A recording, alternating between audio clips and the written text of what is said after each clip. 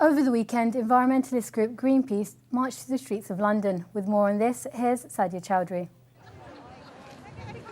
On a cold and blustery autumn morning, there are fears that Aurora, the giant polar bear, may not make an appearance. Campaigners from the environment protection group Greenpeace wait eagerly to walk through the streets of London with a message for the world. The event is part of an international day of action against drilling in the Arctic, which activists say is threatening the region's ice sheets. So today we're trying to use Aurora, the world's largest polar bear. We're bringing her to the streets of London and we're creating an Arctic uproar. We're part of a global day of action in 100 cities and 5 continents all over the world. By the time the giant puppet is finally unveiled, thousands of supporters have gathered in Arctic-themed costumes to march alongside it. We're snow queens coming to save the Arctic. Yeah. Oh, fantastic. And what's the big significance with the polar bear? Well, the polar bears are dying because of what's going on in the Arctic, and yeah, we need to save the polar bears. This campaign to raise awareness is taking place around the same time as the Arctic sea minimum, which is the moment in late summer when the ice sheet around the North Pole shrinks to its smaller size. Greenpeace says the extent of the sea ice plunged to a historic low last year, and that this year it's expected to be among the 5 lowest ever recorded. As the ice edge retreats, oil companies are pushing their rigs further north to extract oil and gas from areas of the ocean that were previously covered by frozen water. The giant polar bear took a month to make and is made of replica and reclaimed ship parts. In her fur are the names of over 3.5 million people who have joined the global movement to protect the Arctic from industrial exploitation. A built-in sound system means that as she moves, Aurora creates a polar soundscape that incorporates sounds of ice cracking, Arctic wildlife and deafening bellows, including roars that have been donated by both children and adults. Well, we care very much about what's happening in the Arctic. We're looking at new and better renewable forms of energy for ourselves where we live in our community, and it feels important to come here and show support because it's very, very important that we don't continue to drill for oil. It's just that way madness lies, and it's important that when we feel that we come out and we say it. And it's important for me that the children come and that they understand how important that is too. Campaigners complain that for oil companies, preserving the Arctic, including these great creatures, is an issue that is often put on ice. It's why Aurora is on a world tour. She's due to walk through Germany and then other locations throughout the world, ensuring that her message is loud and lasting. Now, assisting in the group's current campaign, a Greenpeace ship has been circling the Arctic oil platform across the Russian coast. This morning, armed Russian Coast Guard's officers boarded the ship. Moscow has accused the Netherlands-based group of aggressive and provocative behaviour. 25 activists have been arrested and the Dutch ambassador has been summoned by Moscow to discuss the issue. Moving on, you've all been tweeting about a range of different topics throughout the week. Let's have a look at what you've all been talking about. In the Twitter sphere, the following stories have grabbed the attention of tweeters: the burgeoning religious relations between Christians and Muslims, in Egypt,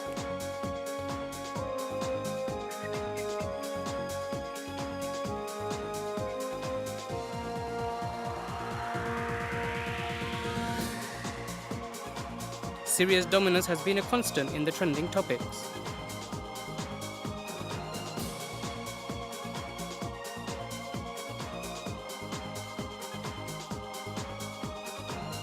Closer to home in local and national affairs, the niqab issue has had another dimension added to it, with senior political figures wading into the debate.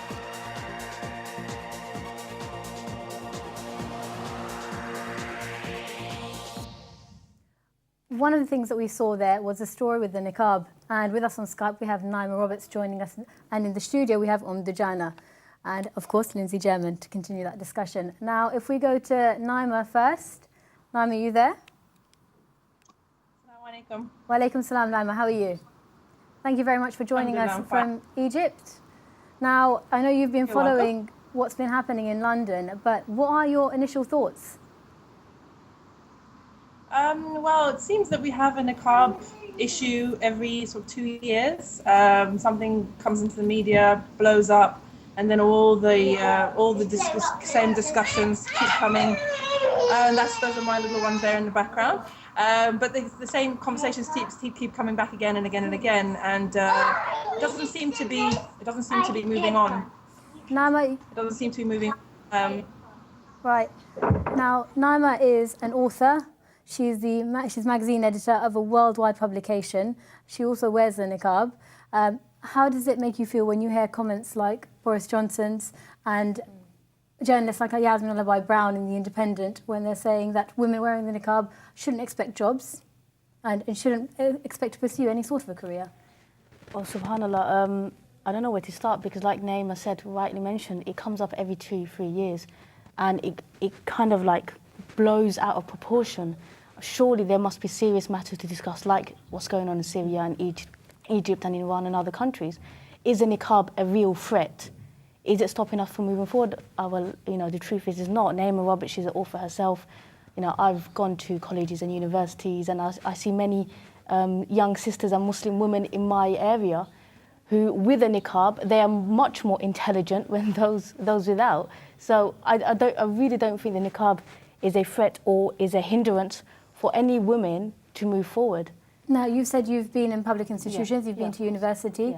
Yeah. Did you feel any sort of pressure while studying because of your niqab? No, of course not. Rather, I think a lot of my lecturers and my professors and even my colleagues, all from different backgrounds, they want to talk to me more. They kind of astounded, like, okay, you speak English. That's one thing. They kind of shocked at, and you're studying. Were you forced? It's for more. They want to know more, and that's I encourage a debate like that. And I sit down and talk to them about why I cover, and we could work on projects. We can work on anything we want. It's never been a hindrance for me to move forward. And Lindsey, can I bring you into this? What's going on?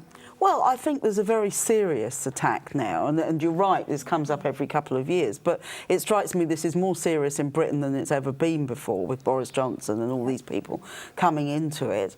And I think it's about trying to enforce and regulate what Muslims do. It's part of a much wider sense of Islamophobia which has been going on and which has been rising in recent years, I think largely to do with the war on terror and the way in which Muslims are demonised as a result of it. And I agree absolutely with the other guests that the idea that somehow women who cover their heads or their faces are less intelligent, are controlled by men, are only doing what their family tell them to do. In my experience, it's complete rubbish. It's that people actually do all sorts of things, but they choose to dress in a particular way. And surely that should be their choice. Why should anybody say to them, you can't dress in this kind of way for religious beliefs or any other reason?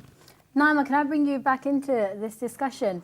We've heard Boris Johnson, we've heard MPs, it's been taken to Parliament. How does that make you feel? You were raised in Britain, you lived in London for a long time before you moved to Egypt.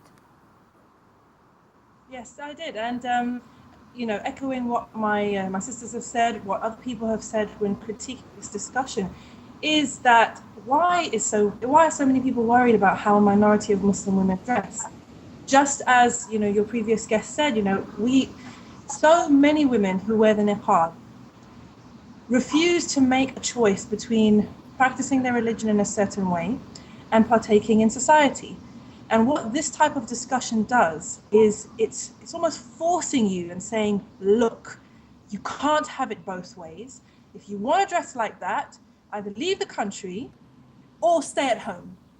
But we won't allow you to dress like that and get an education, have a career, have an active social life. We will not allow you to do that. And when I think most people, when they seriously sit down and think about what they are really saying, I hope that they will realize how ridiculous it is. Because the woman in niqab is the enemy today. She's the outcast, she's the outsider, she's vilified, we know all about her. She's oppressed, she's this, the whole narrative again and again. But there were many, many people who were in the same position, not many years ago. Different races, people with unconventional hairstyles, goths, people with tattoos. We've come to terms with them. Why can't we come to terms with women who choose to cover? Again, it's this whole thing of we're not hurting anybody, but people feel they know better. There's a lot going on. It's not just it's not just a few people. People really do feel that they know better. When I used to hear the French narrative about the niqab, the level of arrogance of people who have no idea what it's like to live with the niqab, don't know anyone who wears the niqab, but feel they've understood, they've really understood what this niqab really means and what kind of lifestyle we this really could lives speak about this for so much longer, Naima, Lindsey, Dujanah. We really could continue this discussion for a lot longer, but unfortunately that is all we've got time for this evening. I want to thank all of my guests, Lindsey German, Dujanah, Arnaud Mafille and Naima B Roberts for joining us, and of course you at home for watching. Remember to keep up with the Twitter conversation using #TheReport. We will be following the stories throughout the week, so do keep tweeting. For now, we'll leave you with some scenes from the inauguration of Ibrahim Boubacar Keita in Mali. But do tune in next week to join us for your report. Assalamu alaikum. Nous étions au tout début de notre combat commun. Aujourd'hui,